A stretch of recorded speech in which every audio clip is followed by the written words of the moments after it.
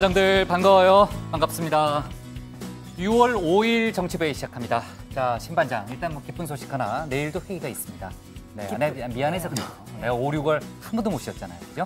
자, 그 북미 정상회담 얘기는요, 자리에 들어가서 해보는 걸로 하고요. 조금 전에 이제 외신에 들어온 속보를 보니까요, 문재인 대통령하고 푸틴 러시아 대통령이 조만간에 정상회담을 가진다고요? 네, 다음 주부터 러시아 월드컵이 열리잖아요. 아, 그러네요. 네, 푸틴 대통령이 문재인 대통령을 초청했습니다. 아, 그래요? 그래서 뭐 한국과 멕시코 경기도 직관을 한다고 하고요. 네. 이어서 이제 정상회담이 있을 텐데 네. 이 남과 북 그리고 러시아 삼각 협력 방안을 논의할 네. 가능성이 있습니다. 네, 좋습니다. 양 반장, 조금 전에 이제 들어온 속보를 보니까요, 오늘 그 김장겸 전 MBC 사장 등 전직 경영진에 대한 재판이 열렸다면서요? 그렇습니다. 뭐 일단 그 노조 활동에 부당한 개입이 없었다. 아하. 일부 인사 조치가 있었지만 그것은 정당한 인사권 행사였다. 아, 뭐 이렇게 그래요? 혐의를 전면 주장했습니다. 부인했군요. 그렇습니다. 네, 좋습니다. 우리 들어가서 얘기 좀 이어갑시다. 갑시다.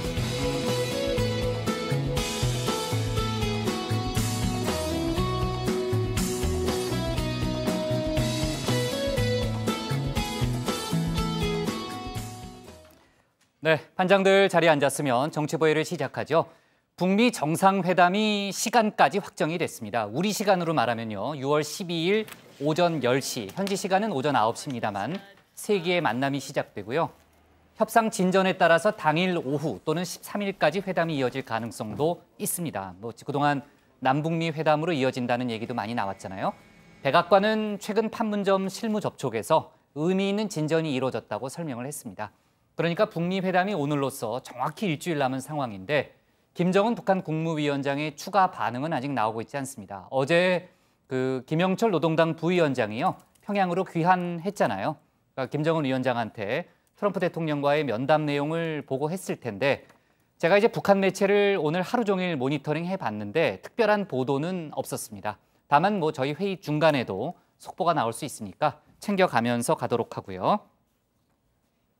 제가 요즘 외신을 열심히 보고 있어요. 아무래도 이제 북미 정상회담 이슈가 많으니까 오늘 본 기사 중에는 CNN 보도가 아주 눈에 띄었는데요. 어제도 저희가 볼턴 백악관 보좌관 얘기를 잠깐 했잖아요.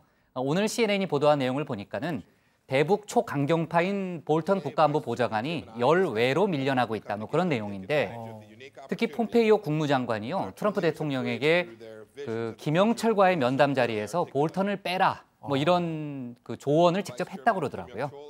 그리고 지난번에 볼턴 보좌관이요, 방송 인터뷰에서 리비아식 모델을 언급해서 북한의 거센 반발을 샀잖아요. 당시에 폼페이오 장관이 화가 나가지고 백악관에서 볼턴 보좌관하고 아주 심하게 싸웠다. 뭐 이런 보도도 있었습니다. 하여간 지금 트럼프 대통령이 그 폼페이오 장관의 조언을 뭐 직접 들었는지 모르겠지만은 지난번 김영철과의 회담에서 그 부위원장과의 회담에서 볼턴 보좌관을 배제시킨 건 분명했잖아요. 그죠? 저희가 이제 그때 장면으로 봤고요. 자, 그리고 이제 사법부 재판거래 논란은 계속 확산되는 분위기인데 오늘도 전국 법원에서 판사회의가 이어졌습니다. 부산지법 배석 판사들이 오늘 비공개 회의를 열고요. 관련자에 대한 수사 요청을 포함해서 모든 후속 조치를 할 것을 촉구했습니다. 서울 남부지법 단독 배석 판사들도요, 어제 회의를 가졌는데 어제 회의 내용을 오늘 공개했습니다. 그러니까 의혹 관련자들에 대한 엄정한 처벌을 촉구하는 내용이 줄을 이루고 있고요. 지금 법원 내 분위기를 좀 들어보니까는 고참급 법관들은 검찰 수사에 대해서 신중하거나 반대하는 입장으로 일단 알려져 있는데 지금 전국 법원에서 수사 필요성을 요구하는 그런 목소리가 이어지고 있기 때문에 결국은 검찰 수사로 이어질 가능성이 높다는 전망이 우세한 상황입니다. 자세한 얘기는 최 반장 발제 때 다뤄보고요. 자, 오늘 정치부 회의는요, 먼저 최 반장 발제를 들어보면서 조금 전에 얘기한 사법부 재판거래 논란부터 집중적으로 다뤄보고요. 북미 정상회담 속보를 이어서 알아보겠습니다. 각종 지방선거 이슈도 짚어봅니다. 자, 오늘 특집 한 끼 정치는 누구일지 또 궁금하네요. 자, 그럼 먼저 최종혁 반장의 발제부터 시작하겠습니다.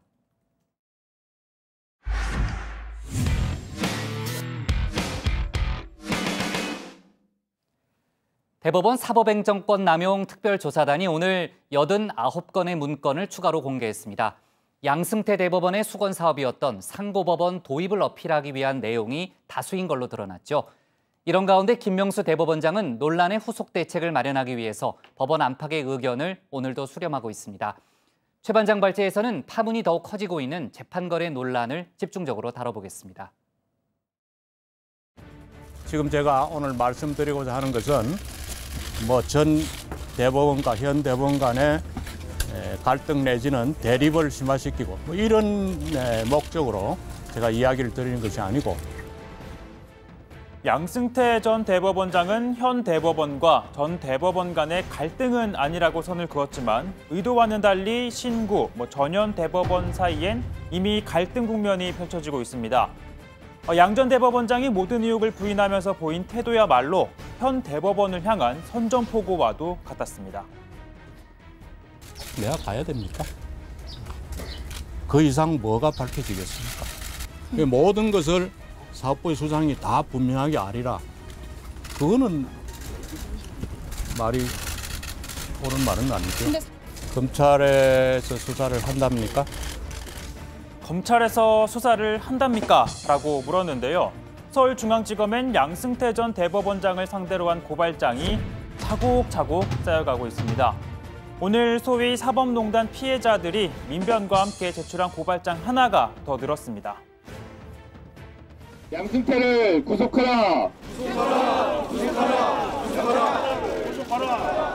이 사건은 대법원장에 의한 사법농단 사건입니다. 헌정질서 유린 사건입니다. 저희들은 검찰이 이 사건을 신속하고 공정하게 수사해 주시기 부탁드리겠습니다. 중앙지검은 앞서 고발된 사건의 배당을 마쳤고 특별조사단의 보고서를 분석하는 등 내부 검토에 착수했습니다. 다만 본격적인 수사가 시작되면 전직 대법원장은 물론이고 대법원 전체로의 수사 확대가 불가피한 만큼 현 사법부 수장인 김명수 대법원장의 최종 결단이 필요해 보이는데요. 김 대법원장은 법원 내 의견을 종합적으로 들은 뒤 판단하겠다고 밝혔습니다. 김 대법원장은 오늘 사법발전위원회에 참석해 재판거래 의혹에 대한 의견을 듣고 있습니다. 위원회는 대법관을 역임한 이홍훈 위원장과 법원행정처와 법원, 그리고 법무부 현직, 그리고 변호사와 교수, 언론인 등 법원 안팎의 인사들이 고루 참여하고 있습니다. 또 외부에서 비교하신 분 오시는 것이라 제가 직접 참석해서 말씀을 듣는 것이 예의라고 생각해서 참석하게 되었습니다. 네, 예의 차원이라고 했지만 회의에 참석해서 위원 개개인의 의견을 직접 듣기 위해서였을 겁니다. 회의가 끝나고 위원회가 의결한 내용만 전달받을 경우에는 다수결로 정해진 의견만 듣게 되기 때문에 생생하고 다양한 의견을 직접 듣는 게 바람직하다고 판단한 것으로 보입니다. 이처럼 김 대법원장이 신중한 이유는요, 법원 내 의견이 나뉘기 때문입니다. 전국 각급 법원에서 판사회의가 열리고 있는데요. 어제 서울중앙지법, 서울가정법원, 서울남부지법, 인천지법, 대구지법 등에서 열렸고요. 오늘은 부산고법과 부산지법, 그리고 서울회생법원, 대전지법, 울산지법, 수원지법 등에서 이렇게 판사들 회의가 열렸습니다. 여기에다 차관급 고위법관인 서울고등법원 부장판사들도 오늘 회의를 가졌습니다. 법원 내 의견은 크게 검찰 수사를 촉구하는 강경론과 또 부작용을 우려하면서 법원 문제는 법원 내에서 해결해야 한다는 신중론으로 나뉩니다. 정확하게 나눌 수는 없겠지만 대체로 배석 등 젊은 판사들은 성역 없는 수사를, 그리고 중진급 이상 판사들은 수사는 부적절하다라는 의견을 보이고 있는데요. 마치 이 장면처럼 말입니다. 우선 자네들이 먼저 좀 자제를 해야 할 것 같아. 판사회의 말씀이십니까? 다들 젊은 판사님들 심정에 공감하지 왜 모르겠어. 당신들 고생하는 거. 근데 말이야, 큰 그림을 봐야지. 지금 사회 전체적으로 법원에 대한 불만의 소리가 높은 시기야. 국민은 뭔가 큰 변화를 바라고 있어요. 조직 내부 문제일 뿐이지. 지금은 더 큰 틀 안에서의 구조적인 개혁이 요구되는 시점이야. 크게 보자, 우리. 자, 오는 7일엔 전국 법원장들이 참여하는 전국 법원장 간담회가 예고돼 있습니다. 또 11일에는요. 각급 법원을 대표하는 판사들이 참여하는 전국 법관대표 회의가 열리는데요. 구성원들의 성격을 고려하면 법원장 간담회와 법관대표 회의 의견 또한 엇갈리지 않겠냐라는 관측이 나오고 있습니다. 자, 이 같은 모임을 앞두고 특별조사단은 오늘 사법행정권 남용 의혹이 제기된 문건들을 전격적으로 공개했습니다. 410개 가운데 재판과 법관의 독립을 침해할 수 있는 문건을 제외한 98건을 비실명으로 공개를 했습니다. 앞서 특조단 보고서에서도 인용되지 않았던 새로운 문건도 포함이 돼 있는데요. 예를 들면 세월호 사건 관련 적정관할 법원 및 재판부 배당 방안, 또는 BH 민주적 정상성 부여 방안, 그리고 BH 배제 결정 설명 자료, VIP 보고서 등입니다. 그 가운데 하나인 세월호 문건은요, 이미 일부 내용이 알려진 바 있습니다. 사법부가 세월호 사건에 관심과 역량을 집중하고 있다는 홍보 효과를 노리기 위해 재판부를 어디에 맡길지 검토하는 내용을 담고 있는데요. 특별재판부나 수석재판부에 맡기기 위해서 사무분담을 바꿔야 한다는 제안이 포함돼 논란이 일었습니다. 다른 문서들 또한 BH, VIP라는 단어에서부터 적지 않은 파장을 불러올 것으로 예상이 되고 있습니다. 자, 오늘 발제 이렇게 정리해보겠습니다. 사법행정 남용 문건 추가 공개, 대법원장 의견 수렴 나서입니다. 네, 저희 최 반장이 이제 뒷부분에 얘기했지만요. 특별조사단이 사법행정권 남용 의혹이 있는 문건 98건이죠. 98건을 추가로 공개를 했습니다. 특히 이 가운데에서는요. 보고서에 인용되지 않았지만은 언론에서 문제 제기를 하는 등 논란이 컸던 문건 8건이 포함이 됐는데, 그러니까 전체적으로 대법원의 상고법원 도입을 위해서 좀 설득 논리가 많이 담겨 있다면서요? 그렇습니다. 특별조사단이 공개한 문건이 모두 98건인데 그 가운데 90건은 조사단이 앞서 발표한 조사 보고서에 이 부분이 인용이 된 바 있습니다. 그런데 이 8건이 이번에 새롭게 공개된 내용이죠. 90건은 크게 첫 번째로 이 법관 등의 동향 파악 및 대응 전략, 두 번째로 판결 등 재판 분석, 세 번째로 상고법원 추진 관련 문건 이렇게 분류가 되는데 상당수가 상고법원 도입이라는 목적 아래 작성된 걸로 보입니다. 특히 당시 정부가 관심을 가질 만한 재판을 분석한 내용이 많은데요. 원세훈 전 국정원장 사건이 대표적입니다. 제목에 원 전 원장 이름이 들어간 것만 12건에 이르고요. 원세훈 사건 1심 판결 및 비판에 대한 분석, 또 설명자료, 항소심 전망, 각계 동향 등 문건이 다양하게 존재했습니다. 앞서 특조단이 발표한 보고서에서도 인용되지 않았던 문건들 가운데에는 이 BH, 그러니까 청와대죠.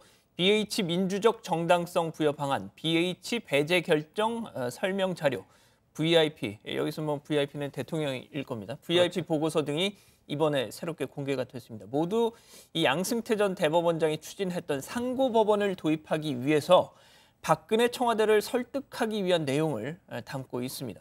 자, 상고법원 판사 임명권을 놓고 상고법원 판사 임명에 대통령님 의중을 최대한 반영할 수 있는 제도적 장치 마련이란 표현은 이 대법원장의 인사권을 대통령한테 나눠서 통제받을 수 있도록 한 것이다. 이런 지적이 가능해 보입니다. 네, 앞서 양승태 전 대법원장이요. 기자회견에서 박근혜 전 대통령과의 만남에서 구체적으로 어떤 대화를 나눴는지에 대해서는 설명하지 않았잖아요. 근데 신 반장, 당시 만남 이후에 작성된 문건도 오늘 공개가 됐죠? 네, 그렇습니다. VIP 면담 이후 상고법원 입법 추진 전략이라는 제목의 문건인데요. 양승태 대법원장과 박근혜 전 대통령 면담 이후 상고법원 입법 추진 환경에 의미 있는 전환점이 도래했다라는 평가가 담겨 있습니다. 위헌 시비, 사심제 논란 등과 같이 박 전 대통령이 우려했던 내용이나 발언의 요지도 담겨 있는데, 즉 두 사람이 상고법원에 대해서 긴밀한 대화를 나눴을 것으로 추정이 가능합니다. 그러나 양 전 대법원장은 지난 1일 구체적인 답변을 하지 않았습니다. 전 대통령 독대하실 때 그럼 상고법원 설치랑 인사권에 대한 얘기도 나누시긴 하신 건가요? 오늘 그런 말씀을 이야기를 드리려고 나온 건 아니라고 아까 이야기를 드렸습니다. 네, 아울러 창조 경제 구현을 위해서 사법 행위를 추진하겠다라면서 BH를 컨트롤 타워로 하라고 한 문건도 있었습니다. 이 밖에도 문제 법관에 대한 시그널링, 대법원 증언론의 위험성 및 허구 등의 내용 등도 담겨 있었는데, 상고법원의 대안으로 제시되는 대법원 증언은 민변 등 진보 세력이 대법원 입성을 노리고 주장하는 것이다라는 다소 부적절한 내용도 포함된 것으로 확인됐습니다. 네, 문건을 보면요. 대법원이 상고법원에 부정적이었던 법무부와의 글쎄 딜이라고 표현을 해야 될지 모르겠는데, 딜을 위해서 일종의 협상안을 제시한 것으로도 나와 있다면서요? 네, 아무래도 검찰의 상급 기관이다 보니까 법원의 권한을 강화하는 상고법원에 법무부가 당시 좀 반대 입장을 가지고 있었는데, 당시 법원행정처는 박근혜 전 대통령이 상고법원에 관심을 나타낸 것으로 평가를 하면서 그 반대 세력의 구심점인 법무부와의 협상을 위한 새로운 전기가 마련됐다라고 자평을 했습니다. 법무부를 향해서는 VIP 지지사항임을 전면에 내세워서 강도 높게 협상 압박을 하면서 일종의 협상 카드도 제안을 했는데요. 법무부 제2차관 직제를 신설해 법무 조직과 기능을 확대하고 상고 검찰청을 추진하면 최소 5명의 검사장 자리 증설이 가능하다는 등의 방안이 거론이 됐습니다. 또 문건에서는 주요 언론을 활용한 협상 압박 분위기 조성을 위해 메이저 언론사를 활용할 수 있다며 조선일보를 거론을 하기도 했는데요. 다만 오늘 법원행정처는 조선일보 보도 요청 사항이라는 문건의 내용은 공개하지 않았는데 아마 일각에서는 여기에서 그게 실행이 되지 않았겠느냐라는 추측이 나오고 있습니다. 네, 특조단장인 안철상 법원행정처장이요. 앞으로도 공개 필요성이 제기되고 의견이 합당하다면은 더 공개할 수 있다 이런 입장을 내놓기도 했죠. 그리고 아까 이제 최 반장이 집중 발제에서 설명을 했지만요. 김명수 대법원장이 오늘 사법발전위원회 회의에 직접 참석을 했어요. 그래서 각계의 의견을 이제 청취를 했는데 관련해서 김명수 대법원장 일정과 관계없이 그 전국 법원에서 어제에 이어서 판사회의는 오늘도 계속 이어졌는데 외부로 표출된 의견들을 종합해 보면은 일단은 수사 필요성을 주장하는 목소리가 많이 분출되고 있어요. 그렇습니다. 어제 서울중앙지법에 이어서 오늘은 또 부산지법, 서울회생법원, 대전지법, 울산지법 이렇게 전국 곳곳에 법원에서 판사회의가 열렸습니다.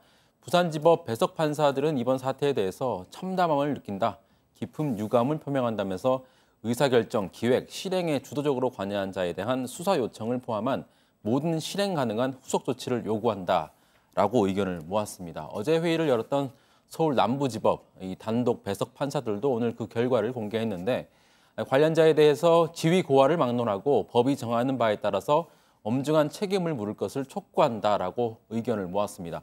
오늘 소속법관 150명 전원을 대상으로 이 판사회의를 연 수원지법, 검찰에 수사를 의뢰하는 게 바람직한지에 대해서 열띤 토론을 벌였지만 오늘 결론은 내지 못했고요. 오는 7일 2차 회의에서 결론을 내기로 했습니다.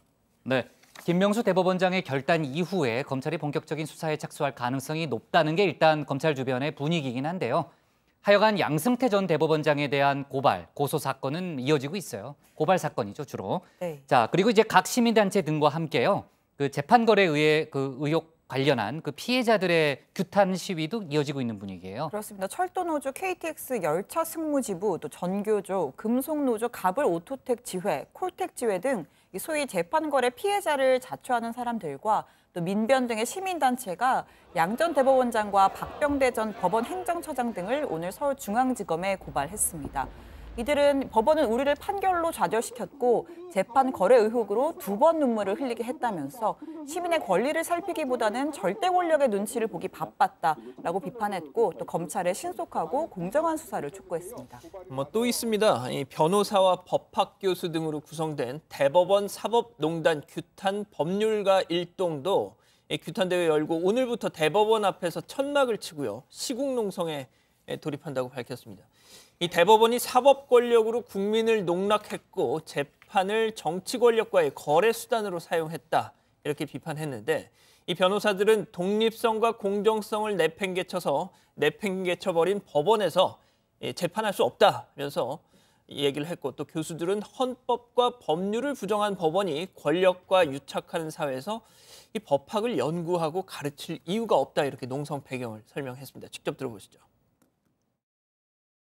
단순히 양승태 전 대법원장 한 사람의 또는 그를 중심으로 하는 법원행정처의 고위직 법관의 어떤 농단들이 아닙니다. 그 대법관들과 그 심의관이라든지 부장판사라든지 이런 사람들은 지금도 법대 위에 앉아서 국민들의 이 잘잘못을 따지고 법의 이름으로 심판하고 있습니다. 진실이 명명백백하게 밝혀질 때까지 그들은 그 자리에서 물러나야 됩니다. 네, 자 다른 사건도 하나 좀 짚어보면요. 검찰이 과거사위원회가 재수사를 권고했던 장자연 씨 사건에 대해서 재수사 결정을 내렸죠. 네, 수사 종결 9년 만에 고 장자연 씨 사건을 재수사하기로 하고요. 서울중앙지검 여성아동범죄조사부가 당시 수사를 맡았던 수원지검 성남지청으로부터 관련 기록들을 넘겨받았습니다. 공소시효는 앞으로 약 2달 정도 남은 상황이고요. 당시는 아시다시피 2009년 3월 유력 인사들의 접대를 강요받았다고 주장한 유서를 남기고 스스로 목숨을 끊었었는데 이때 소위 장자연 리스트가 공개가 됐고 기업 총수, 언론사 경영진, 방송사 프로듀서 등의 이름이 적혀 있었습니다. 그리고 당시 이들에게는 무혐의 처분이 내려졌었는데 이 가운데 언론인 출신의 금융계 인사 A씨의 경우에 당시 불기소 처분이 됐지만 검찰 과거사위는 A씨의 강제추행 혐의에 대한 재수사를 권고했고 검찰이 이를 받아들인 겁니다. 네. 자, 그리고 고 백남기 씨 농민 사망 사건 관련해서 오늘 재판에 넘겨졌던 구은수 전 서울경찰청장에 대해서는 무죄 선고가 내려졌고요. 그 직접적인 지시 내용을 확인하기 어렵다 그런 내용이고요. 현장 살수 요원들에 대해서는 징역형, 그러니까 집행유예긴 합니다만 징역형과 벌금형이 선고가 됐습니다. 네, 자 좋습니다. 오늘 기사 제목은요. 네, 여당 기사는 이렇게 정리할게요. 사법행정 남용 의혹 문건 98건 추가 공개로 잡겠습니다. 다음은 신혜원 반장의 발제를 들어보겠습니다.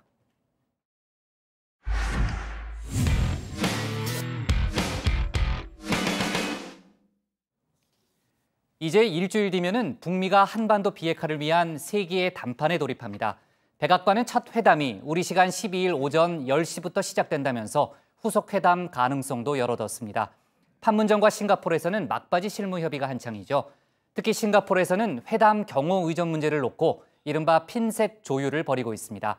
오늘 청와대 발제에서는 싱가포르 오픈 티켓을 끄는 북미 회담 소식을 자세하게 다뤄보겠습니다. 매일 밤 잠 못 이루며 트위터만 보던 때가 있었습니다. 트럼프 트위터 나이트, 트나잇 때문입니다. 회담을 할지 말지 근 2달 가까이 밀당이 이어지던 그때 북한 억류자 송환 이벤트를 마친 트럼프 대통령이 드디어 회담 일정을 공식화했었습니다. But at 2 o'clock in the morning, I had the incredible honor of greeting 3 brave Americans who had been held in North Korea. And on June 12th, in Singapore, I'll be meeting with Kim Jong-un to pursue a future of peace and security for the world, for the whole world. 그런데 미국에는 낙장불입이라는 말도 없나 봅니다. 기쁨도 잠시, 트나잇은 계속됐습니다. 아직 모른다, 지켜보자, 급기야는 그냥 하지 말자라는 서한까지. 남북미의 최고위급 인사가 서로 오가면서 다시 근 한 달을 보낸 뒤에야 북미 정상회담이 드디어 본궤도에 올라섰습니다. I can tell you the president has been receiving daily briefings on North Korea from his national security team. And I can also tell you the schedule for tentatively for that first meeting will be on June 12th at 9 a.m. Singapore time. 자, 이제 시간까지 정해졌으니 더 이상의 이변은 없길 바랍니다. 회담은 싱가포르 시간 12일 오전 9시, 한국 시간 오전 10시에 열립니다. 그러니까 아침 먹고 바로 만나서 하루 종일 대화하겠다는 건데 아예 아침도 건너뛰지 싶기도 한데 트럼프 대통령이 아침 식사는 무슨 일이 있어도 절대 거르지 않는다고 합니다. 건강식을 먹으면서 이 모닝 트윗을 날리는 게 오래된 습관이기 때문이죠.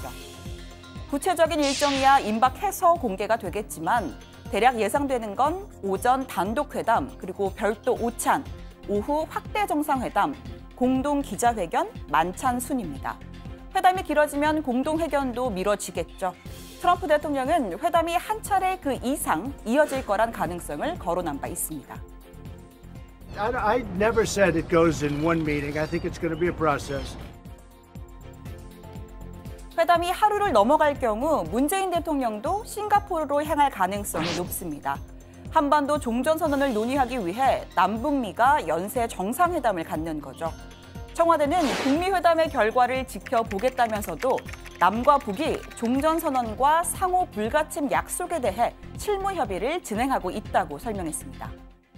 미리 싱가포르에서 만난 북미 실무 접촉팀은 일정은 물론 경호와 의전 문제를 핀셋처럼 세밀하게 조율했습니다. 제일 중요한 건 첫째도 경호, 둘째도 경호입니다. 회담장의 문 개수까지 체크할 정도로 철저히 보안을 챙겼죠. 또 두 정상이 동등한 위상으로 비춰질 수 있는 방법에도 신경을 썼습니다. 키 차이가 20cm 이상 나는 만큼 앉아있는 상태로 기념 촬영을 할 거란 얘기도 있습니다. 세 번째, 식단도 중립적인 메뉴를 고르는 게 관건입니다.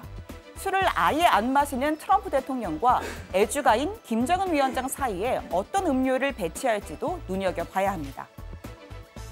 여기에 참가하신 모든 분들의 건강을 축원해서 잔을 들 것을 제의합니다. 감사합니다. 마지막 포인트는 스킨십입니다. 트럼프 대통령은 손을 꽉 잡고 당겨서 흔드는 기선제압용 악수로 유명하죠. 프랑스 마크롱 대통령과의 회담 땐 서로 손이 하얗게 질릴 정도로 기싸움을 벌였었는데 역시나 제일 앞권은 바로 이 장면입니다.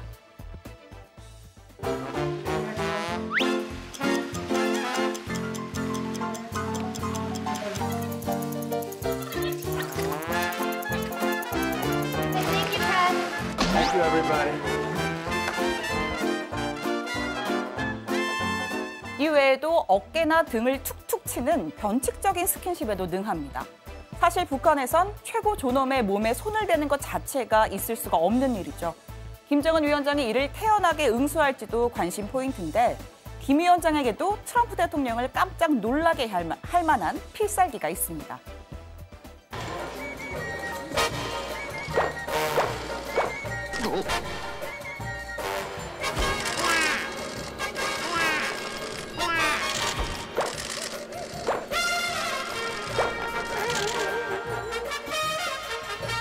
회담 장소는 일찌감치 1순위 후보로 꼽혔던 샹그릴라 호텔로 사실상 확정됐습니다. 싱가포르 정부가 샹그릴라 호텔 주변 지역을 오는 10일부터 나흘간 특별 행사구역으로 선포했습니다. 자랑은 아니지만요, 한 달 전 신반장의 아슬아슬한 예측 적중했습니다. 네, 오늘 청와대 발제 정리하겠습니다. 북미 12일 아침 첫 회담, 후속 회담도 공식화로 정리하겠습니다. 네. 요즘 이제 신반장을 싱가포르로 보내달라는 전화가 참 많이 걸려와요. 근데 참 보내줄 수 없는 제 마음이 참 안타깝네요. 네, 신반장. 네, 마음을 좀 비우고요.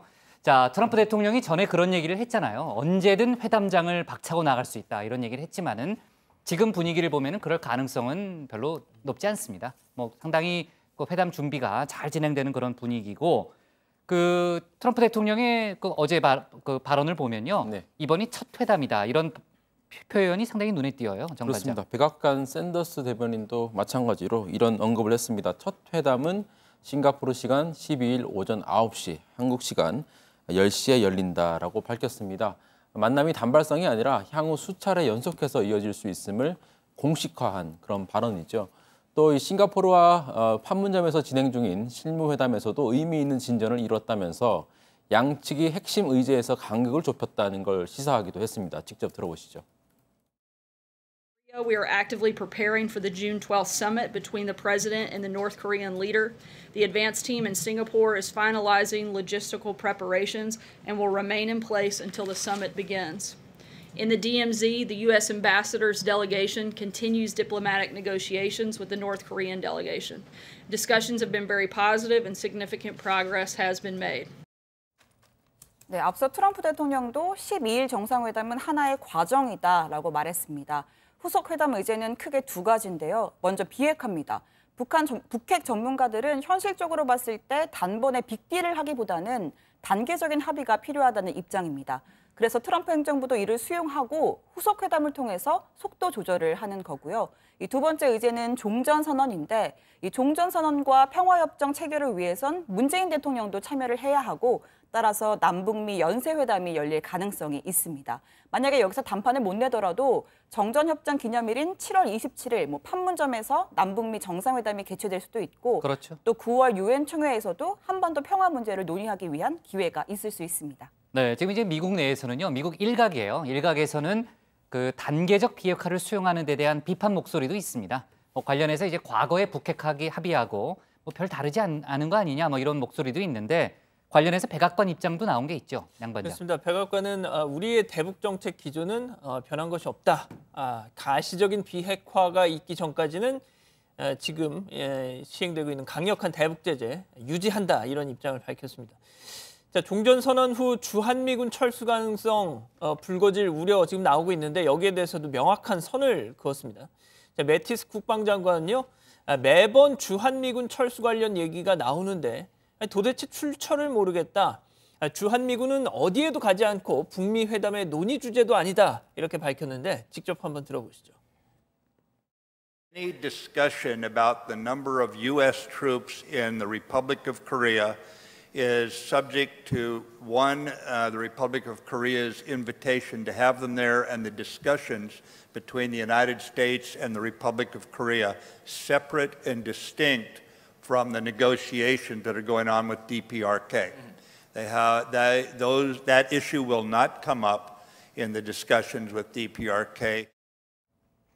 네, 매티스 국방장관은 되게 오랜만에 보는 것 같아요. 지금 폼페이오 국무장관이 워낙 전면에 나서 있기 때문에 그 국방장관이 지금 이제 회담 준비 과정에 지금 뭐 전면에 지금 등장할 그 뭐 분위기는 아닌 것 같고요. 자, 그리고 이제 백악관이 그런 설명을 했잖아요. 싱가포르 협상. 그러니까 싱가포르 협상이라는 거는 경호 의전 협상을 말하는데 마무리 단계에 들어섰다 이런 표현을 좀 썼습니다. 그러니까 지금 이제 회담 준비가 어느 정도 이제 잘 되고 있다는 얘기일 텐데 회담 장소로는 아까 이제 신 반장이 샹그릴라 호텔이 유력하다 이렇게 보도를 했잖아요, 최 반장. 네. 그 양 정상이 어떻게 싱가포르로 이동할지도 여전히 관심사죠. 뭐 당연히 뭐 비행기를 이용을 하겠죠. 우선 김정은 위원장은 지난 중국 다롄 방문 때 이용했던 전용기 참매 1호를 이용할 걸로 보입니다. 그리고 전용 차량과 필요한 물자 수송을 위해 고려항공 수송기 뭐 인류신 76호도 같이 띄울 가능성이 있어 보이는데요. 사실 참매 1호가 도입한 지 한 30년이 넘은 노후 항공기이기 때문에 중국 베이징이나 상하이 등을 경유해서 뭐 재급유를 하거나 또는 빌린 전세기로 갈아타고 싱가포르로 이동할 수 있다는 관측도 나오고 있습니다. 네, 반면에 트럼프 대통령 역시 에어포스 1 타겠죠. 그렇죠. 뭐 워싱턴이나 뉴욕 뭐 어느 곳에서 이륙하더라도 싱가포르까지 논스톱으로 비행을 할 수가 있습니다. 재급유 없이 12,600km를 날 수가 있고 또 공중에서도 급유가 가능합니다. 실제 대통령이 탑승하지 않은 교란기, 그러니까 일종의 뭐 미끼 비행기죠. 그걸 디코이라고 부르는데 그것도 투입할 가능성이 있습니다. 2009년 오바마 전 대통령이 싱가포르를 방문할 때도 이 전용기와 디코이 2대가 동시에 움직였었고요. 또 일정에 따라선 하와이에 위치한 미국의 태평양 사령부를 경유해서 갈 수도 있습니다. 네, 미국 언론 보도를 보니까요. 트럼프 대통령이 G7 정상회담 이후에 캐나다 퀘벡에서 출발해가지고요. 정상회담 날짜는 12일이지만 10일 밤에 조금 일찌감치 싱가포르에 들어올 수 있다는 그런 보도가 있더라고요. 만약에 그 경우에는 어느 공항으로 가게 될까요? 지금 두 나라 정상의 전용기가 이착륙할 수 있는 곳은 한 2군데 정도가 있습니다. 싱가포르 공군의 파야레바 기지 그리고 민간 시설인 창의공항 이렇게 2군데가 있습니다.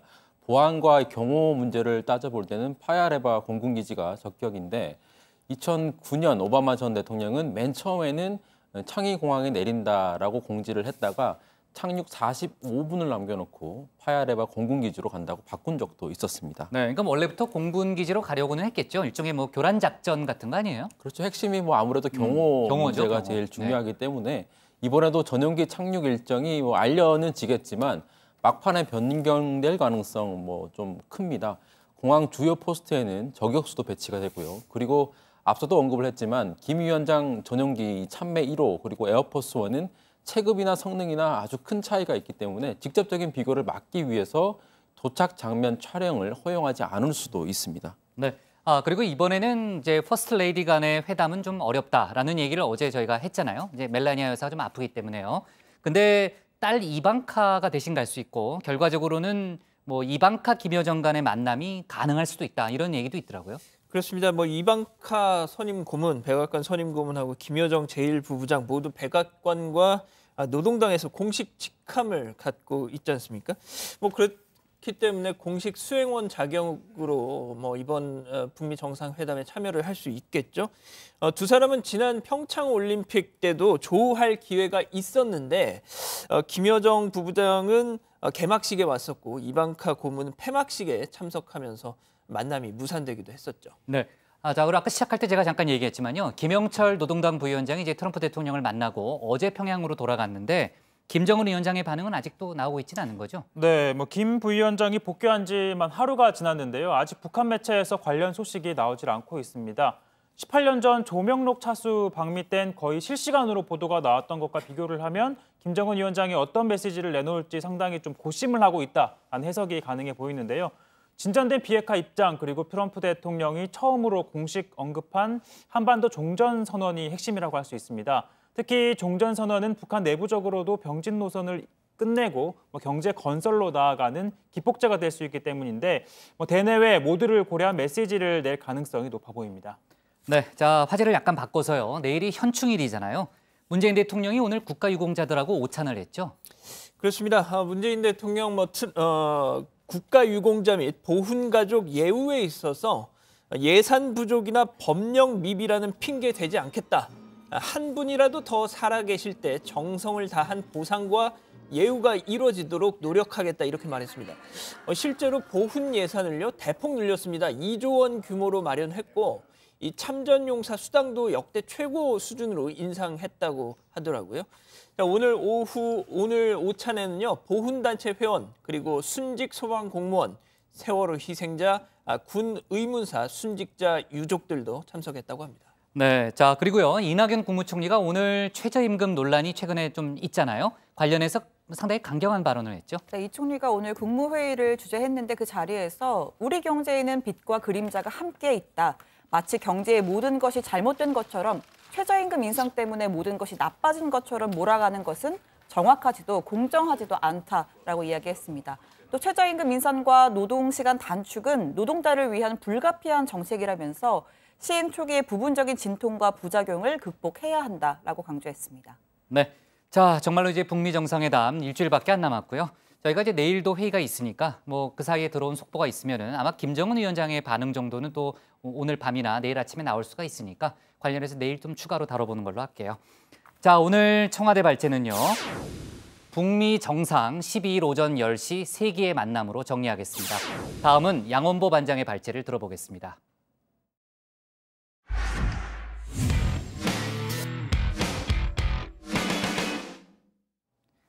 서울시장 선거에 출마한 자유한국당의 김문수, 바른미래당 안철수 후보가 지난 3일 심야 회동을 갖고 후보 단일화 문제를 논의한 사실이 알려졌습니다.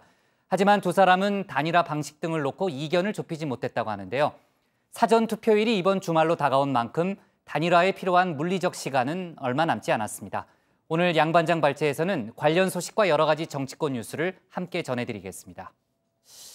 그렇습니다. 그동안 설만 무성했던 김문수, 안철수, 김문수 후보 간 단일화 논의 시작됐습니다. 사실상 지난 3일 서울 시내 모처에서 두 사람 회동을 해서 박원순 3선 저지라는 대의에는 합의했다는 겁니다. 문제는 항상 그랬지만 대신 후보는 내가라고 했다는 거죠. 먼저 김문수 후보, 선거는 조직력 싸움이다. 서울 곳곳에 촘촘히 있는 자유한국당 지역 조직 그리고 수십 명의 후보들. 자, 이거는 안철수 후보가 절대 가질 수 없는 나만의 경쟁력이다. 또 나만 쳐다보고 있는 수십 명의 후보들 때문에라도 난 무조건 나가야 한다. 이런 주장을 폈다고 하고요. 자, 안철수 후보도 물러서지 않았다는 거죠. 내가 지지율에서 앞서지 않느냐, 또 표의 확장성 측면에선 당신보다 낫지 않느냐, 정 판단이 안 서면 여론조사로 자웅을 겨뤄보자, 이렇게 반박했다는 겁니다. 자, 양당의 지도부도 급해졌습니다. 자유한국당 홍준표 대표 그동안 안철수 후보에게 영원히 흔들리는 사람이다. 절대 뽑으면 안 된다. 정 단일화할 거면 박원순하고 단일화해라. 뭐 이런 얘기 했었죠. 자, 그런데 오늘은요. 안철수 후보님이 대승적 결단으로 양보해 주시면 지방선거 후에 양당이 대동단결해서 문재인 정권 폭주를 막고 야권 대통합의 기폭제가 될 수도 있습니다. 이렇게 좀처럼 쓰지 않는 경어까지 써가면서 안철수 후보님 이러면서 당대당 통합 가능성까지 내비친 겁니다. 바른미래당 손학규 선대위원장 선거운동하러 여기저기 다녀보니 안철수, 김문수 단일화 요구 상당하더라. 현장 유세하면 할수록 여론조사에 안 잡히던 샤이 안철수가 있더라. 역시 안철수 살아있네 하는 걸 느낀다면서 김문수 후보의 결단을 촉구했습니다. 내가 안 되는 게 뻔한데 안 되는 게 뻔하는 선거를 해야 될 것인가. 뭐 정치라는 게 결단의 미학이니까. 자, 문제는 항상 그렇지만 시간이 매우 촉박하다는 거죠. 사전 투표일 오는 8일과 9일, 금요일과 토요일입니다. 정 단일화할 생각이 있다면 남은 건 두 가지 방법뿐이겠죠. 여론조사 그리고 누군가의 결단입니다. 특히 여론조사 같은 경우는요. 필요한 준비 시간 등을 감안하면 내일 현충일이 사실상 데드라인이라는 거죠. 자, 과연 어떤 결과가 나올까요? 자, 다음 소식으로 가보겠습니다. 자, 자유한국당 전신 한나라당이 지난 2007년 대선을 비롯해서 각종 선거에서 그 드루킹이 썼다는 바로 그 매크로 프로그램을 이용해서 댓글 조작을 벌였다는 폭로가 나왔습니다. 자, 드루킹 일당이 민간인 중심이었다면 이번 같은 경우는 정당의 공식 선거운동 조직이 여론 조작에 나선 것이어서 정말 상당한 파장이 예상되는데요. 자, 그렇다면 이런 주장을 누가 했느냐? 과거 한나라당 의원실 직원으로 일하면서 각종 선거 캠프에서 온라인 담당자로 활동했던 A씨의 폭로라는 겁니다. 자, 한겨레 신문에 따르면 이 A씨 2007년 17대 대선 당시 이명박 한나라당 후보 캠프에 이 사이버팀에 파견이 돼서 매크로를 활용해서 여론 조작을 했다, 이렇게 밝혔습니다. 이렇게 말이죠. 당시 중앙당에서 제공한 100개 이상의 네이버 아이디로 MB 연관 검색어를 조작하고 부정적 기사에 댓글을 다는 일을 할 때 매크로를 썼어요. 자, 이 A씨의 일방적인 주장 아니냐? 무슨 근거로 이게 사실이라고 믿을 수 있겠느냐 하실 수 있는데 한겨레 신문이 당시 네이버 기사 댓글을 실제로 확인해봤답니다. 그랬더니 대선 전날 12월 18일 날 달린 그 연합뉴스 기사에 달린 댓글을 봤더니 아이디는 여러 개인데 그 댓글은 하나같이 이명박은 네거티브 않는다. 이명박은 유일하게 연탄 정책에 관심을 가졌다. 이명박은 뭐 이런 식으로 똑같더라는 겁니다. 심지어 오탈자까지 그대로 옮겨다 쓴, 그러니까 전형적인 매크로 사용의 흔적이 이렇게 남아 있었다는 것이죠. 자, 그동안 이 드루킹 사건으로 특검까지 받아주고 방어만 해야 했던 민주당, 간만에 자유한국당을 향해서 맹폭을 퍼부었습니다. 이렇게요. 공식 선거 캠프가 여론 조작을 했다면 선거 결과의 정당성을 송두리째 뒤흔드는 것이자 정당의 존립 근거조차 잃는 것입니다. 자, 이에 대한 자유한국당의 반응은 아직 나오지 않고 있습니다. 자, 마지막 소식입니다. 자, 이현수막 한번 보시죠. 네. 자, 문재인 대통령 구청장은 배진교뿐입니다라고 되어 있습니다. 자, 그런데 그 옆을 조금 보시면 정의당 5번이라고 되어 있습니다. 자, 이게 어찌된 영문일까요? 민주당 후보들이 문재인 대통령과 함께 찍은 사진을 내건 현수막은 많이 보셨겠지만 문 대통령이 정의당 후보를 지지한다. 그렇습니다. 인천 남동구청장 후보인 이 정의당의 배진교 후보 2014년 지방선거 때 민주당 문재인 선대위원장이 야권 단일 후보로 나왔던 이 배 후보의 선거운동 때 사진 그리고 워딩, 이걸 재활용하면서 논란이 일고 있는 겁니다. 자, 민주당의 그러면 인천 남동구청장 후보 이강호 후보 측에서는 야, 이거 유권자 기만행위 아니냐, 불쾌하다는 반응인데요. 이에 대해서 배 후보 측은 과연 민주당 후보라는 이름만 붙어 있으면 문 대통령 개혁을 함께 할 수 있는 것인지 되묻고 싶다, 이렇게 반박을 했다는 겁니다. 자, 판단은 유권자들의 몫이겠죠. 오늘 준비한 소식은 여기까지입니다. 네, 서울시장 야권 후보 단일화 논의, 물론 이제 당사자들이 상당히 강경하게 부인을 했지만은 그 막판엔 또 알 수 없다, 그런 얘기를 저희가 많이 했었는데 역시 이제 막판에 가니까 뭔가 움직임이 시작이 됐습니다. 근데 지금까지 분위기만 보면요, 일단 서로의 상대방의 결단을 촉구하면서 견제구를 날리고 있는 그런 상황으로 이해가 되는 거죠. 예, 보통 이럴 때 막판 진통, 초읽기 그렇죠. 이런 표현을 네. 쓰는데 내일까지 아마 이런 상황이 계속. 글쎄요, 아까 6일이 같습니다. 데드라인이라고 예. 했잖아요. 여론조사의 경우에는. 먼저 이 김문수 후보 얘기를 들어보면요, 오늘 여의도 유세 직후에 기자들과 만났습니다. 단일화 방식을 논의하기에는 이미 시간이 너무 늦었다. 여론조사가 더 낮은 사람이 양보하는 것이 맞다라는 원론적인 입장만 밝혔습니다. 하지만 뭔가 좀 여지를 두는 말도 했는데요. 결단은 언제든 내릴 수 있다. 다만 무슨 결단인지가 중요하다라고 말을 했고요. 또 오늘 오전 자신의 캠프에서 절대 단일화 없다라고 밝힌 데 대해서도 절대라는 말은 잘 모르겠다라고 살짝 피해갔습니다. 아, 그래요? 본인의 캠프 발언에 대해서 약간 좀 미묘한 반응을 좀 보였군요. 자, 안철수 후보 측 반응도 나온 게 있어요, 최 반장. 네, 안철수 후보는 오늘 서울시청에서 기자들을 만났는데요. 안 후보의 결단을 촉구한 홍준표 한국당 대표를 겨냥해서 뒤에 숨어 있겠다더니 박원순 후보 당선을 위해 열심히 뛰고 있다라고 에둘러서 비판을 했습니다. 홍 대표는 단일화 논의에 끼어들지 말라 이 같은 얘기인 것 같은데요. 또 지난 3일 김문수 후보와의 회동 때도 인위적인 단일화가 아닌 시민들이 가능성 있는 후보에게 지지를 모아주는 방식이어야 한다는 원칙을 전했다라고 했습니다. 네, 자, 뭐 상대의 양보를 요구하는 그런 상황인데 문제는 시간 아닙니까, 신반장? 그렇습니다. 8일과 9일 사전 투표를 생각하면 딱 내일이 데드라인입니다. 그래서 김문수, 안철수 후보 양측에서는 내일 현충일을 맞아서 광화문 광장에 모여서 누가 서울시장 후보로 적합한지 토론회를 열고 또 여론조사를 실시하는 방안을 논의 중이다라는 보도가 나왔습니다. 내일 서울 도심에서 보수 진영 인사들이 참여하는 집회에서 야권 후보 단일화 촉구 논의가 나온다는데 그걸 동력으로 삼겠다는 거고요.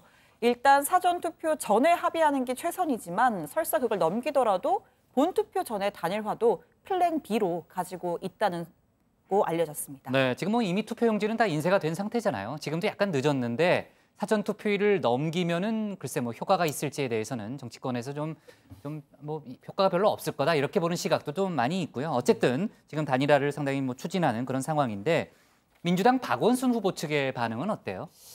일단 겉으로는 크게 신경 쓰지 않는 모습입니다. 오늘 구로 지역 선거 유세를 갔는데요. 박원순 후보 이렇게 말했습니다. 그분들이 알아서 할 일 아니냐. 시민의 마음을 사는 게 중요한 거지. 이 선거 공학적인 접근이 선거 판세에 영향을 미칠 거라고 생각하지 않는다 이렇게 말했습니다.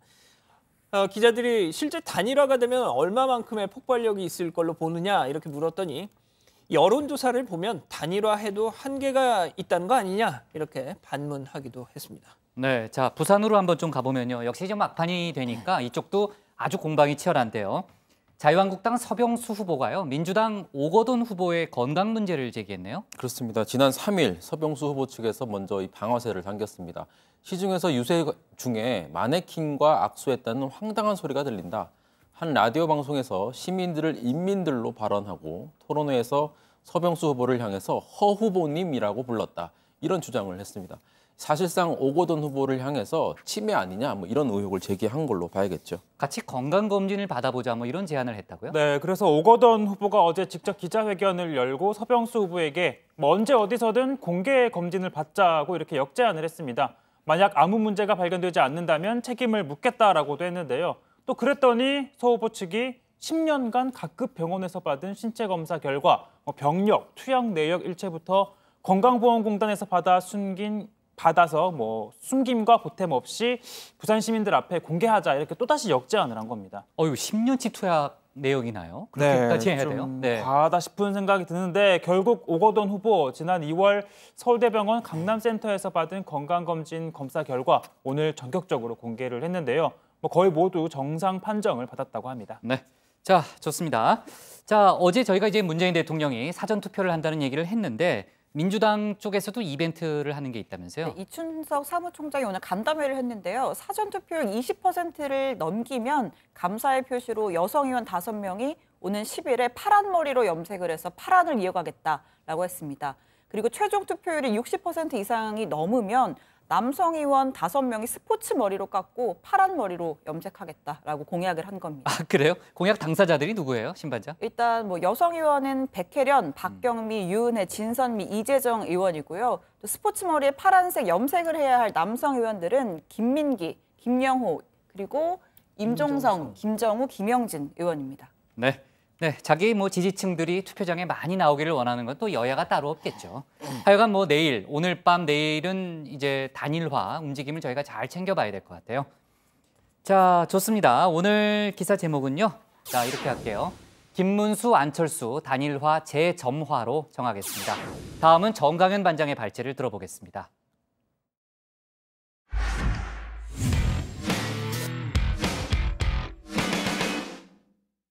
네, 오늘 야당 발제는 지금 뭐 자리에 정 반장이 앉아 있으니까 정 반장이 특집 한 끼 정치를 준비를 했는데요.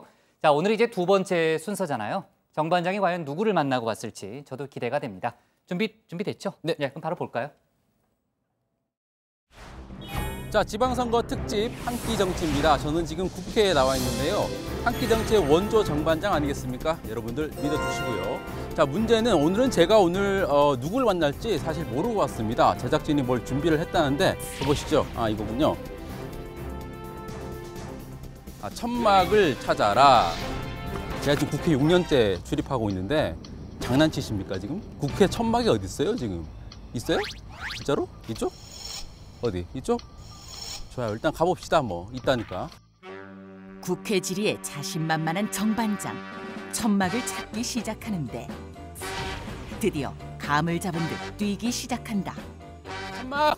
어딨어? 천막! 천막이 여기 천막이 여기 있었네요. 아, 봅시다.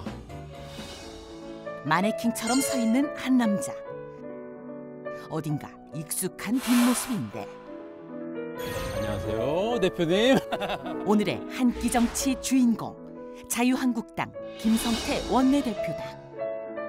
제가 배가 엄청 고픈데 뭐 준비해 주셨어요? 이 배고픈 사람 밥 드려야 되는데 제가 단식 이후에 위가 편한 음식이 죽이더라고요. 그래서 아침은 죽을 즐겨 먹습니다. 죽이요? 오늘 그렇지만 영양가 높은 전복죽. 알겠습니다. 기대해 보겠습니다. 최근 단식 투쟁을 했던 김 원내대표가 준비한 오늘의 한 끼는 영양 가득 전복죽이다. 친구 홍영표가 있는 민주당하고 지방선거에서 이제 한판 붙게 되는데 솔직히 이길 자신 있습니까? 지금은 어렵죠. 누가 봐도. 이 시국에 자유한국당이 6.13 선거에서 좋은 성적 낸다는 것은 사실상 다 알지 않습니까? 네. 이번 지방선거 목표치가 있다면? 그 목표 설정을 지난 6개월 전이었지만 너무 잘했다고 봐요. 아, 그래요? 객관적인 것은 6석. 저는 6석을 네. 기준을 잘 잡았다고 봅니다. 현장은 자유한국당 입장에서는 최악입니다. 그런데 홍준표 대표 말입니다. 약간 후보들이 좀 내려오는 걸 꺼려한다 이런 얘기가 있던데 어떠세요? 그걸 완전히 부정할 수는 없겠죠. 예. 당내 잡음이 커지자 결국 공동선대위원장인 홍준표 대표가 선거 유세 중단을 선언했다. 지난번에 대표님이 우리 준표 달라졌어요. 우리 대표에 대한 좀 거칠고 그런 인식을 준표 때리기를 통해서 다 털어내겠습니다. 그것만 제대로 수양해서도 말이야. 좀 달라졌을 건데. 1탄이 준표 때리기예요. 준표 토크쇼 해가지고 막 그냥 뭐 진짜 유해 같은 사람도 와서 때리라 이거죠. 정작 맞은 건 대표님인데. 죄송합니다. 저희가 유권자들 목소리를 좀 직접 담아봤는데 우리는 나이 좀 든 사람은 아무래도 자유한국당을 좋아했잖아. 근데 막말하고 심한 말은 좀 해도 그래도 홍준표 같은 사람이 있어야 돼요. 일단 너무 자유한국당이 좀 극단적으로 좀 의견을 표출하는 것 같아서 그거에 대해 되게 반감을 사는 국민들이 되게 많고 제 주변에도 되게 많은 사람들이 싫어하고 있고 그래서 너무 좀 극단적인 게 아닌가 싶어요. 아까 말씀드렸던. 예. 뭐 정확한 내용이에요. 네. 현장에 가보면 그만큼 호불호가 정확합니다. 자, 그리고 북미 정상회담 13일 선거 당일까지 이게 이어지면 자유한국당은 좀 부담스럽지 않을까요? 저희는 미북 정상회담이 잘 돼가지고 진정한 한반도에 핵없는 완전한 평화를 추구하는 그런 정상회담 결과면은 이번 지방선거 우리가 지더라도 이거는 깨끗이 수용해야 되는 거죠. 네. 그리고 이번에 지방선거랑 같이 재보선도 하잖아요. 12곳. 여기는 어떻습니까? 몇 곳이나 가져올 수 있습니까? 저희들이 최대 가만 정도까지 보고 있습니다. 화제의 지역이죠. 성파을. 배현진 후보는 어떻습니까? 전망이. 저는 그 박종진 바른미래당 후보와 조만간에 후보 단일화가 이루어질 거라고 보고 있습니다. 배현진이라는 이제 정치인이 됐는데 만나보시니까 어때요? 좀 전도 유망합니까? 자신도 흑수저로서 이번 재산 신고도 3천만 원밖에 되지 않지 않습니까? 네. 그만큼 힘들고 어렵게 자란 그런 후보니까 저도 뭐 이 딸 자식 둔 부모로서 마음은 되게 아프죠. 되려 저 집에 우리 딸 자식 있는 옷 깨끗한 거 내가 몇 불 갖다 주고 싶었어요. 진짜 솔직한 마음이에요. 정말 갖다 주세요 그러면. 따님이 별로 안 좋아할 것 같은데. 딸보다 키가 좀 커가지고 사이즈가 안 맞는 거야. 그 아기상어 로고송 예. 뭐 율동하는 거 봤는데 예. 뭐 좀 참신하게 하던데. 여기서 잠깐 보여드릴 수도 있어요. 그래요? 네. 좋아요. 진짜 절박하시군요. 세상에 노래 중문가가 이게 준비해왔어요. 뭐 난리 법석을 끓여야 되나? 법석을 끓여야 되나? 아기 발에 뚜루뚜뚜루 안전한 뚜루뚜뚜루 한국당 뚜루뚜뚜루 기호 2번 엄마. 이거 나와줘야죠. 예.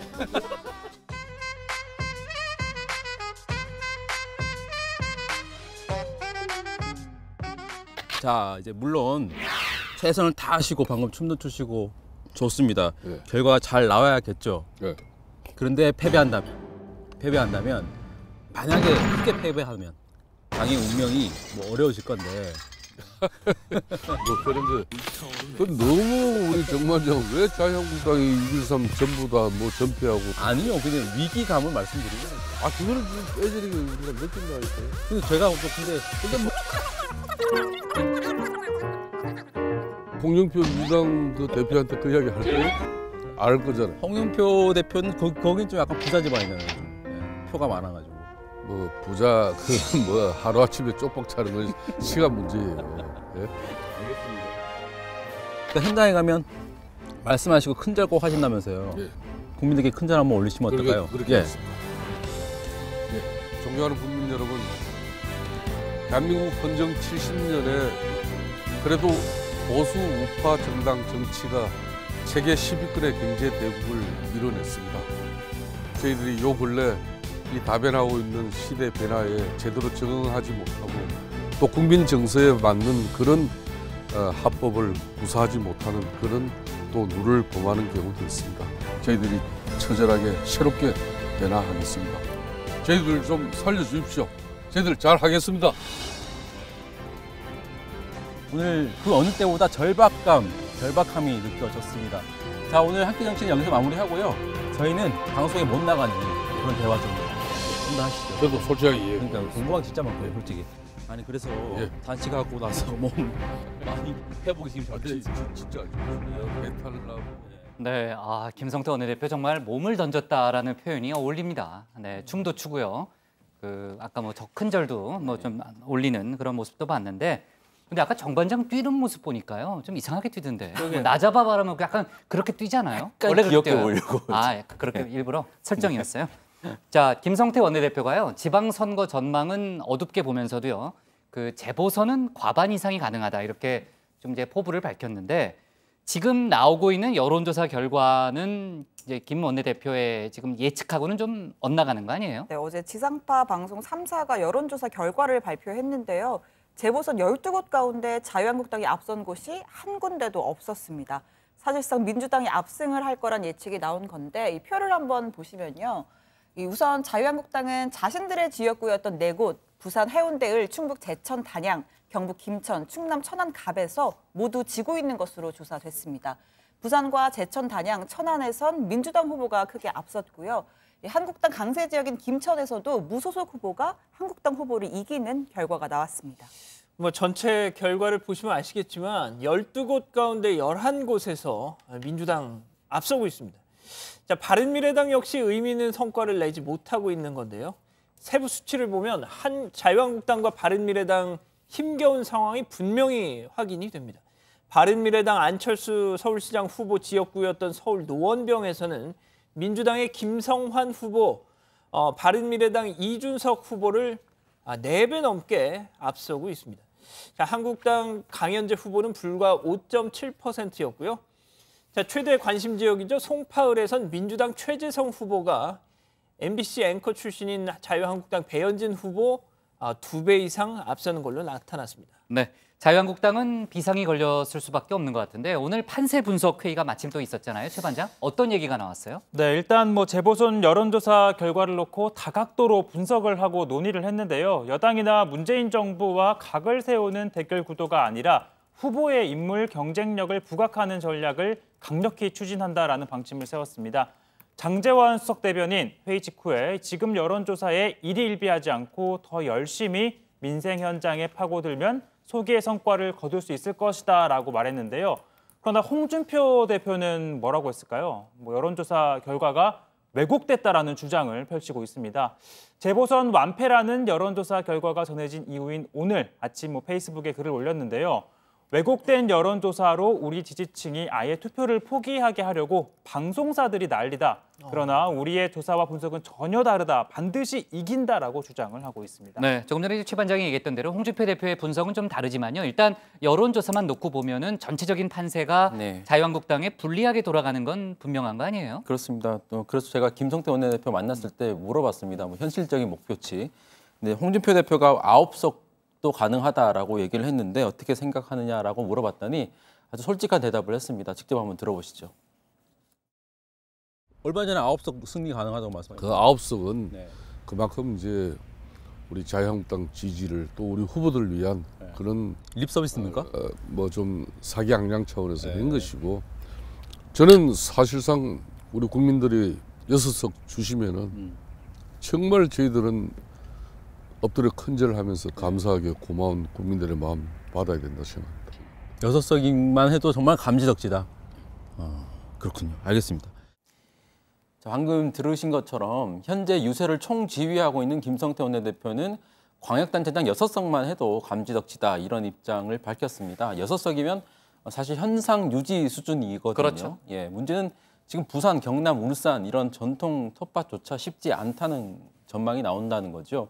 현상 유지도 불가능할 것이다. 이런 좀 우울한 전망까지 나오고 있다는 게 가장 큰 문제입니다. 자유한국당 입장에서는 정말 그 어떤 선거보다 절박한 상황이라고 말할 수밖에 없을 것 같습니다. 네, 정 반장이 지금 절박하다 이런 단어를 썼는데 자유한국당 지도부는 오늘 어디로 달려갔나요, 최 반장? 네, 오늘 충청을 집중 공략했습니다. 충청. 김성태 원내대표가요. 충북 옥천, 충주, 제천을 찾아가서 지원 유세를 펼쳤습니다.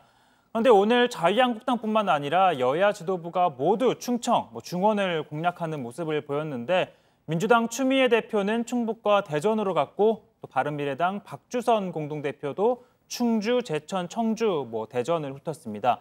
정의당 이정미 대표 역시 청주에서 유세를 펼쳤고요. 다만 민주평화당 조배숙 대표는 오늘도 전남 고흥과 나주에 머물면서 호남 공략에 집중했습니다. 네, 저희가 아까 재보선 여론조사 결과도 얘기했지만요. 물론 이제 역풍 가능성이 있기 때문에 상당히 조심스러운 입장이긴 하지만요. 지금 민주당 내에서는 압승 가능성도 있다. 이렇게 예상은 하고 있는 분위기죠. 그렇습니다. 재보선뿐만이 아니고요. 광역단체장, 기초단체장 같은 이런 지방선거 전체 판세가 민주당에 유리한 상황이죠. 다만 민주당이 가장 어렵다고 판단하고 있는 곳이 바로 제주지사 선거입니다.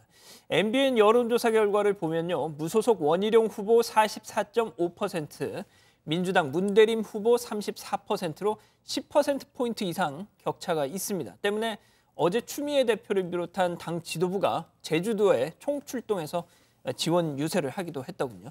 네. 자, 오늘은 저희가 이제 판세 중심으로 얘기를 했지만요. 지금 이제 여론조사 결과가 많이 발표가 되고 있는데 일종의 바로미터는 되겠지만은 100% 또 확실한 건 아니잖아요. 또 선거가 아직 일주일 이상 남았기 때문에 또 여러 가지 변수가 있을 수 있으니까 저희가 그걸 좀 정밀하게 좀 체크해 가면서 이제 보도를 하는 걸로 하고요. 자, 오늘 야당 기사 제목은요. 이렇게 잡겠습니다. 홍준표 재보선 전패 여론조사의 반발로 잡겠습니다.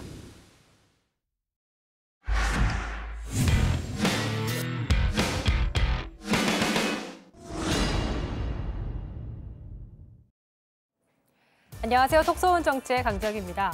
6.13 지방선거 오늘로 8일 남았습니다. 이번 지방선거는 한 사람당 광역단체장, 기초단체장, 교육감, 광역의회, 기초의회, 광역비례, 기초비례까지 무려 7표를 행사합니다. 재보궐지역은 8표를 행사해야 하니까 유권자 여러분 꼼꼼히 챙기시기 바랍니다. 자, 이렇게 한꺼번에 많이 뽑다 보니까 기초의원 선거에 상대적으로 관심이 덜하다는 지적이 나오고 있습니다. 기초의회가 그동안 어떻게 살림살이했는지 살펴보는 것도 유권자들 선택에 도움이 될 텐데요. 이번에 중앙일보가 탈탈 털어보자 우리 동네 살림이란 제목으로 2014년부터 2018년까지 기초의회 가계부를 정리해봤습니다. 자, 그럼 JTBC가 있는 서울시 마포구의회 살림살이부터 살펴볼까요? 이번 7대 의회 마포구 의회의장단이 업무 추진비 카드를 가장 많이 긁은 곳은 땡땡일씩이네요. 총 1,968만 7천 원을 썼어요. 2016년 5월 11일 밤 11시 43분 땡땡집에서 5만 5천 원을 쓰기도 하셨네요. 당신의 세금으로 그렇다는군요. 자, 이렇게 기초의회 살림살이를 보면 특정 식당에서 업무 추진비 카드를 많이 쓴 게 눈에 띕니다. 살펴볼까요? 강남구 의회 의장단은 모 한우집에서 총 1,304만 원 썼고요. 서초구도 모 한우 가게에서 1,905만 원 썼습니다. 동대문구는 한 숯불고기집에서 2,560만 원 썼는데 이 고깃집은 TV에서도 소개된 곳이라고 합니다. 이러다 보니 구의회가 검증한 해당 지역 맛집 이런 말까지 나온다고 합니다. 자, 이런 내역도 있습니다. 부산 동래구 의회 의장단은 모 식당에서 1,064만 원 정도 썼는데 이곳은 당시 동래구 의회 부의장이 운영하던 식당입니다. 동료 의원이 하는 곳이니까 많이 팔아주자 이런 취지일 수도 있고 또 불법은 아니라고 하지만 자신이 운영하는 곳에서 업무 추진비를 썼다. 약간 찜찜하긴 하죠. 자, 이번엔 의원들의 해외 여행 경비 내역도 살펴볼까요?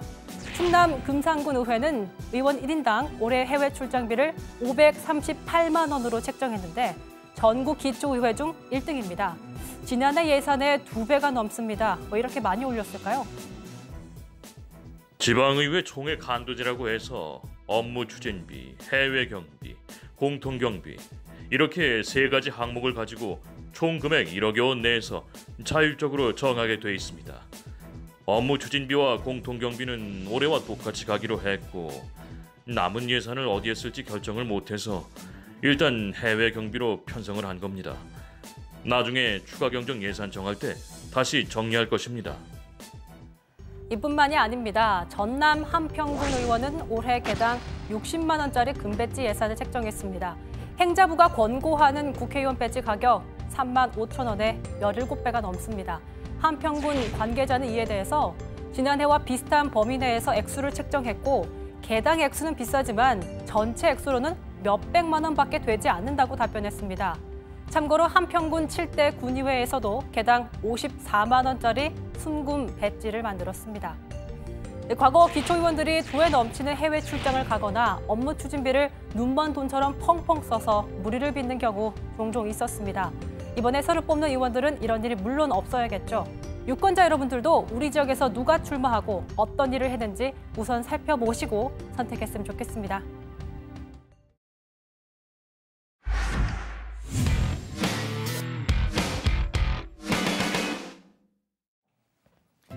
오늘 저희가 고른 한 컷은 투표하고 갑시다. 공항에 붙은 현수막입니다. 여기는 인천국제공항 3층 출국장입니다. 곳곳에 붙은 현수막이 눈에 띄는데요.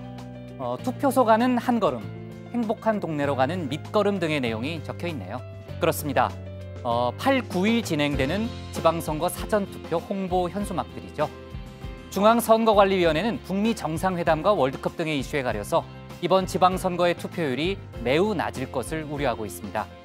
당연한 얘기지만 지방선거는 우리 동네 일꾼을 뽑는 중요한 선거죠. 13일 당일에 개인 사정이 있다면 이번 주말에 미리 사전투표소에 들러서 소중한 주권을 행사하시기 바랍니다. 오늘 정치부회의는 여기까지고요. 저희는 내일 공휴일이지만요. 다시 찾아뵙겠습니다. 네, 수고했습니다. 고맙습니다. 내일 다시 만나요. 오늘 푹 쉬어요. 내일은 정상적으로 아침을 봅시다. 네, 자, 수고했습니다.